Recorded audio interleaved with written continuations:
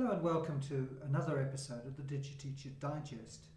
This week I'll be chatting to Sean Creamer, who's the Head of Department of Innovation and Design at St. Peter's College in Johannesburg. And we'll be talking about physical computing and games-based learning, inquiry-based learning, and all the wonderful projects that he's involved in. Well, hi, Sean, and thank you for agreeing to this interview. I've been looking forward to speaking to you because on Twitter I see all your fantastic and wonderful projects, and I'm always very envious of your setup. So your HOD of, what is it, innovation and design? Yeah, that's correct. It's innovation and design, and it's a new role that came about at the end of 2018 to replace the more traditional design and technology teacher. So while I do teach design and technology, it's quite a broad role in that I'm involved in lots of areas of the school. Not just my classroom. Sounds absolutely fascinating. Yeah. So what age groups are you involved in? One of the areas is curriculum design. So I'm passionate about inquiry-based learning, project-based learning, game-based learning, and I train teachers at St. Peter's how to implement inquiry-based learning in their classrooms. I design curriculum that is a good fit for inquiry-based learning, and I also teach it in my class. And then I'm involved in teacher planning sessions to implement visible thinking. And the thinking tools, the thinking maps that we use as well.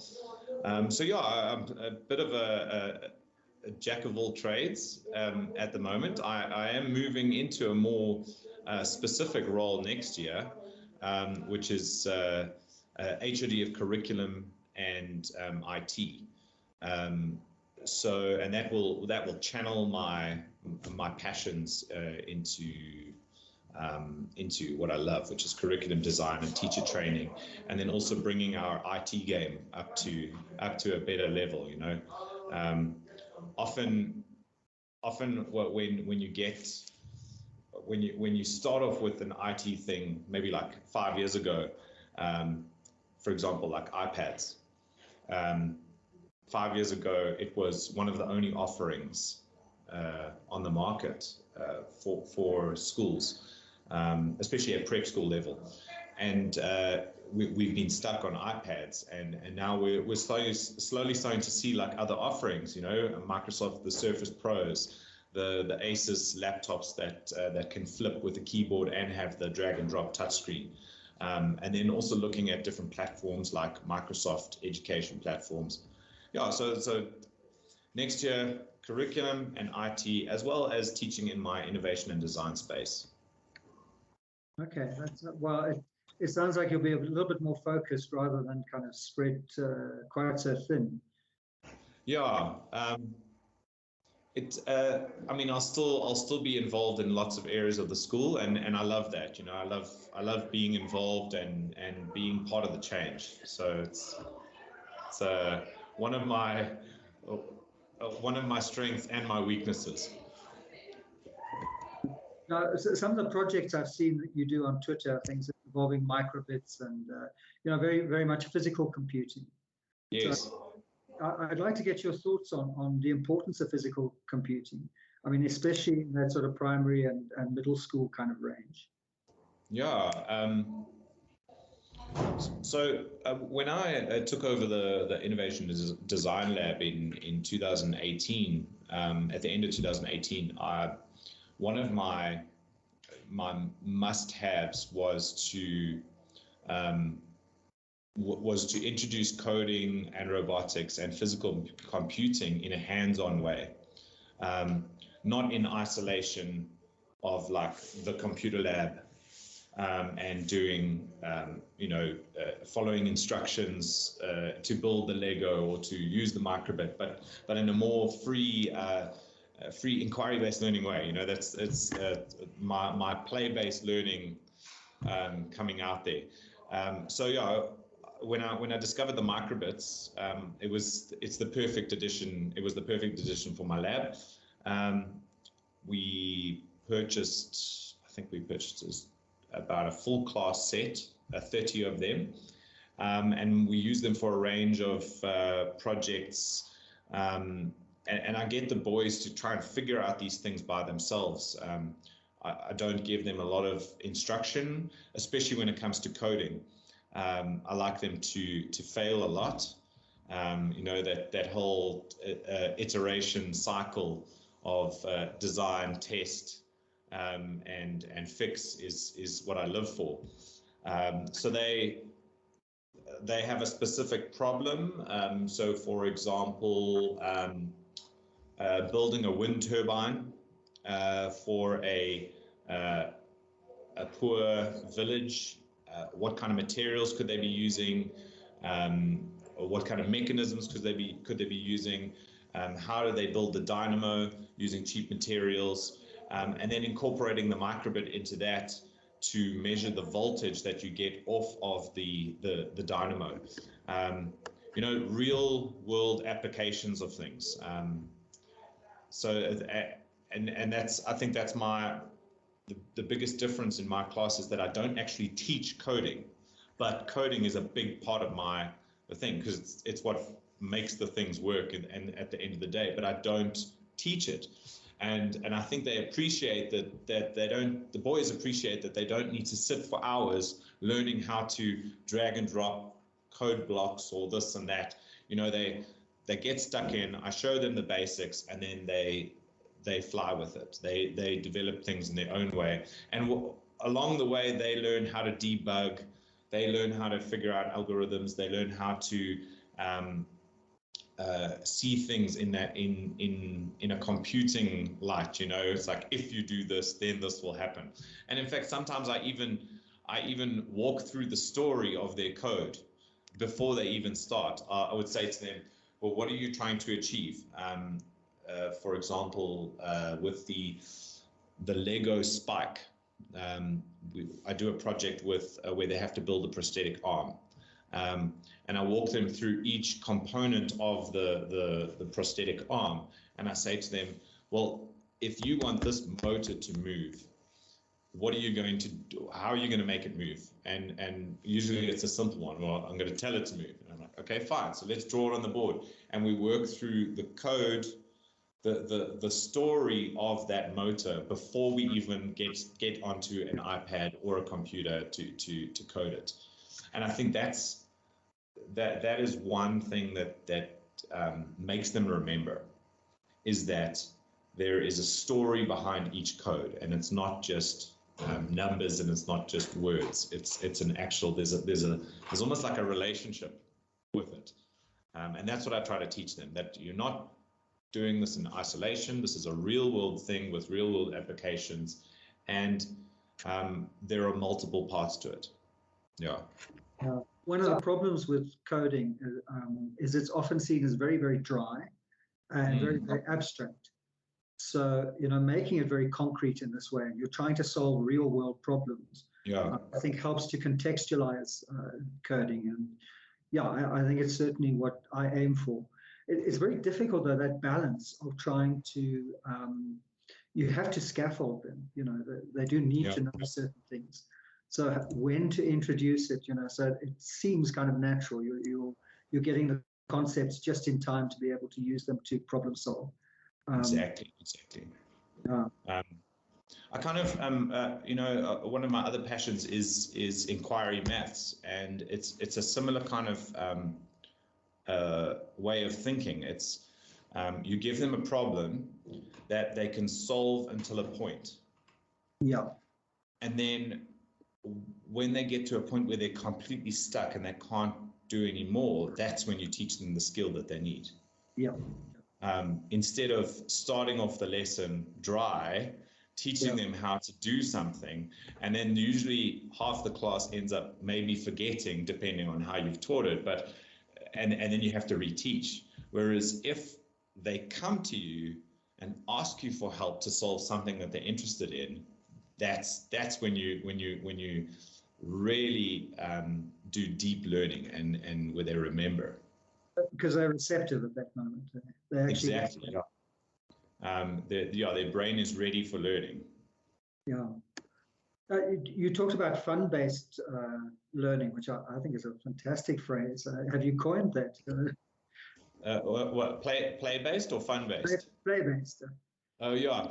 Well, play-based learning is something that is done in kindergarten, in pre-prep, Yeah. and it is a thing. You have play-based therapy, and I don't know if you knew this about me, but I taught in a kindergarten for 6 years. Okay. Yeah, that's how I started my teaching career. I Great. taught 4 to 6 year olds for 6 years, and I was a class teacher in a bilingual school in Hong Kong, and that's where my love for playing and learning has come from. It's watching kids play and learn and build relationships through having fun. So, I mean, the Innovation and Design Lab is exactly that. They are building and essentially just playing with stuff until they get it right. Do you think there's a kind of upper limit on the age group you can do that with? How playful can you be into middle school and then into high school, do you think? I think you can get away with it until you're older. I mean, that's how I learn. I'm constantly tinkering and playing and experimenting. That's how I learn, and I think there's a place for it in any subject at any age. I follow someone on Twitter. His name is Michael Bycroft, and he teaches 13 to 16-year-olds using the Lego EV3s and lots of other things as well. But I mean, all his design projects have an element of play, of competition, of creativity, and the soft skills that they're getting out of that it's timeless. Yeah. And games-based learning generally. I mean, I've heard you talk about Minecraft before. Yes. And I've never delved into Minecraft. I mean, would you recommend that? Minecraft education it's come a long way. It's still a difficult platform to work with if you're not a Microsoft-based school. So like all your devices should be Microsoft, because it gives lots of hassles. But saying that, it's an amazing platform to learn on, and for especially for like project-based learning and environmental issues, even like chemistry. They have a whole a section that has been designed just for Minecraft education that's to do with chemistry, where you can combine elements and create formulas, and it's all in this Minecraft world that children are so familiar with, as not available in the normal Minecraft. We did a democracy unit in Minecraft education, where they had to what's the word now? I've gone blank. But they had to choose leaders. They had to tender. That's the word. They had to tender for properties. They also had to keep in mind the environment and what things would work, what materials would work with the environment. They brought in aspects of biomimicry, They brought in aspects of climate change. So, I mean, if you want to create a multidisciplinary unit that is engaging and fun and just has everything in it, then I think like Minecraft education would be your way to go, because you can do everything in there. You can have math stuff for building, volume, area, perimeter. You could have stories, telling stories based on people's lives in this little Minecraft community. You have your STEM side of things with building and creativity, and your imagination is the limit. Yeah, my kids are very into it. It's obviously something I need to get into. I think one of the problems in high school environments is that very much it's subject silos, and breaking down those subject silos is incredibly difficult. I was going to ask you also about the whole online learning a bit. Were you teaching online at times during the pandemic? Yes. And especially project-based learning online, was that was the way to go? It was challenging,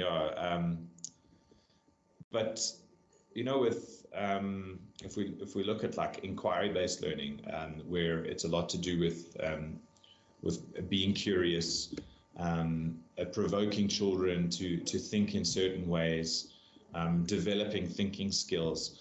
I think the online learning platform actually worked for me, because I was able to do things that I don't normally do. Like, for example, I was able to give them something to read, which they read in their own time, combined with a short video and a provocative image. And then and this was all to do with around the human body. It was grade 5s. They were learning about the muscular system and the skeletal system. So I gave them a range of media to view and to think about and to become curious about. And then during our Zoom sessions, we would unpack their thinking. Giving them specific questions to answer in small breakout rooms, and giving them something like a Jamboard, a Google Jamboard, to write down their thinking and ask questions in a very relaxed, chilled environment, which is their home. So I felt like I got pretty good results out of their thinking and making connections, and there were none of the usual distractions of classroom-based learning, right? So I thought it was quite successful in that sense. But what was unsuccessful was actually giving them the support that they needed when they were doing other tasks, like research-based tasks, by themselves, because parents don't know really how to teach or to support effectively without bringing emotion into it. So their independent work was quite poor, whereas their discussions that we had and their questions and their thinking live was good. Yeah, I suppose that's largely because it's very difficult to get inside their heads. When if you're in a classroom, you can see facial expressions, you can see when they're in difficulty, they can put their hands up, where it's much more difficult online. Did you find any way of kind of making that thinking more visible? No, to be honest, it was, with prep school kids, it's you have to be there with them. That was the, it was, if you're not there with them and like continually poking them and asking them the right kind of questions, guiding questions and leading questions, then and with with like Zoom classes of 20 to 30 kids, it's hard to get in their mind. So there was lots of surface level stuff, but and then when they returned work, there was lots of misconceptions. So yeah, we had a lot to repair afterwards. But in terms of interactions and being able to discuss things, it worked for me. Yeah, some things worked, some things didn't. Yeah, absolutely. Is there any lessons from kind of online that you see as valuable going forward? Things that we learned how to do online that maybe we couldn't do face to face. I think in terms of pedagogy, taking it slow, slowing things down, focusing on social skills was a big one, and then technology-wise is those EdTech skills, being able to send an email, being able to open your Google Drive and locate a document, being able to open a Google Doc, insert a picture, those basic things that we took for granted. Like we just expected them to know it. Yeah. And being able to log into your account, simple things like that as well. So yeah, we from that we redesigned our EdTech curriculum to be focused more on developing word processing skills and data management, or I don't know if that's the right word for it. It's like having control of your online documents, and so data management in terms from the kids' point of view. Yeah. Once you've done the work, where is it saved? And, exactly. Where is it? Can you access it? If you want it 2 months down the line because your teacher asked for you to make a portfolio, can you find it? So we took that as an opportunity to improve our skills in that side of EdTech. Whereas like coding and robotics took a back seat, and it was like, no, this is more important than learning how to code, learning how to make robots, those kind of things. We definitely streamlined our curriculum to focus on like what was important for these children right now. Yeah, I mean, it's been a very frightening period all around, but I don't know if you ever went through a phase where you had some students in front of you and some online, and you had to teach both at the same time. And managing that was a bit of a nightmare. Yeah, no, I didn't have that, fortunately, but lots of our teachers are still going through that. With we have 1 or 2 boys who have serious comorbidities that, they cannot afford to be exposed to COVID. Yeah, but that was a very tricky time to have to coordinate both online and face to face. Yeah, and teachers generally, I mean, my experience was we had a lot of teachers who were very shy of using technology, and then suddenly they had to, almost overnight.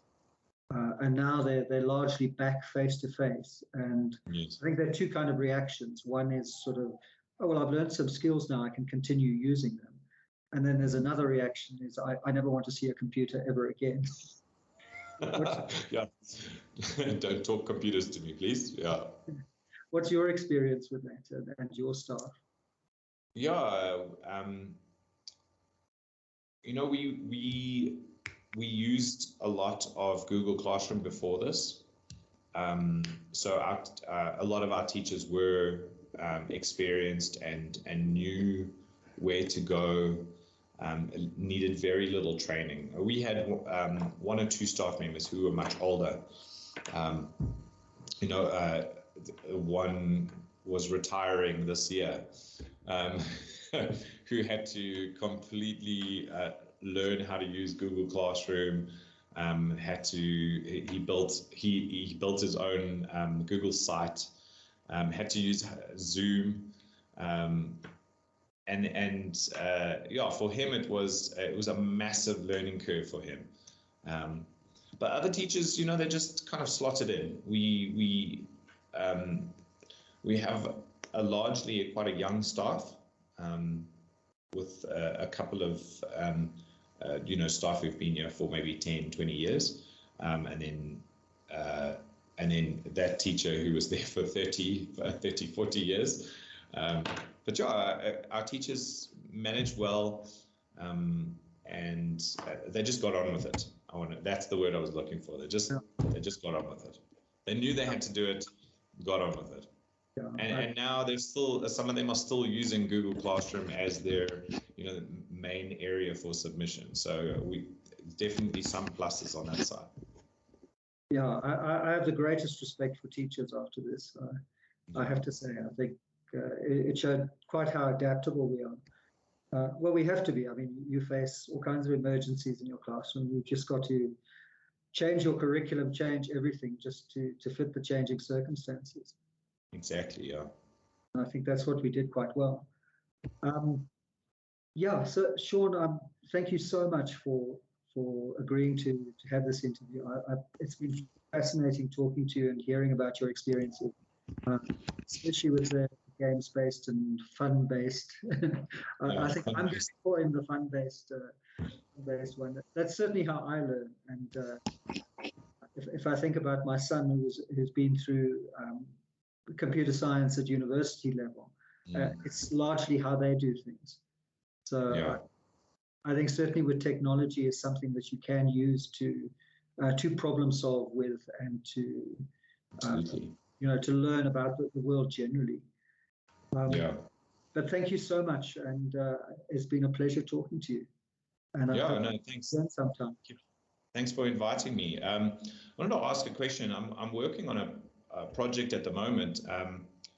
It's to do with revising and updating our curriculum, especially our social sciences curriculum. So it's largely involved with my work with inquiry-based learning. But we're looking at putting Africa at the center of so Africa-centric topics, Africa-centric skills, knowledge and understanding. That's all along there. So essentially decolonizing the curriculum as well. If you wouldn't mind, do you have any experience in that you could? I'm sorry, I know you didn't. I didn't tell you I was going to ask you a question, but I thought I'd just throw it in there because I'm having a meeting later on, and I need ideas from good teachers. I have been thinking about this quite a lot, and the way I've been thinking about it is, how do you use computing for greater diversity and inclusion? Yeah. And I don't have a definitive answer, but I think part of the solution is tying computing to real-world problems. If you're dealing with real-world problems, then those problems reflect our society. Correct. And that kind of social lens comes through, rather than, computing in the past, I think, has been very dry and abstract. You learn how to do nested loops, and you learn it by being told how to do it. Yeah. I don't think that's very inclusive at all. I think boys are generally privileged by that, because I think largely, if they look at the computing industry, they see men, and specifically they see white men.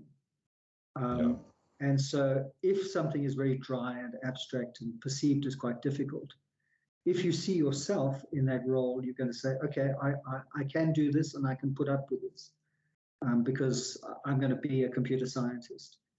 But if you're a person of color, or if you're a girl, you don't see yourself reflected in the industry. And I think then you say, this abstract stuff, it's not for me, and I don't see myself. What's the use of doing it? I'm not going to do that anyway. and I think they give up. And certainly what I've been trying with girls is to focus very much on kind of social problems, social issues, and using the microbits and things like that to design solutions for climate change and the pandemic and things like that. Yes. And I think then girls can see, oh, the real job of computing is about changing society. Mm-hmm. I'm up for that, you know. I'm woke and all of that. So let me. But that's the extent of my thinking. I don't, you know. Okay. I'm just hoping that kind of works.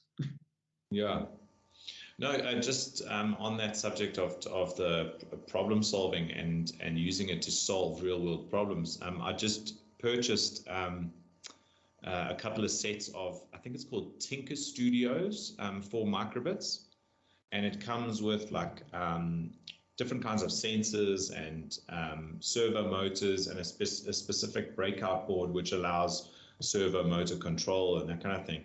And I'm looking forward to getting boys to problem solve with those things. You know, give them give them 2 microbits, give them one of these sets, and say, give them a choice of real world problems to go and solve. Yeah, yeah. And I think that helps with the image of computing. That if computing is about solving problems, then anyone can do it, and everyone should be doing it.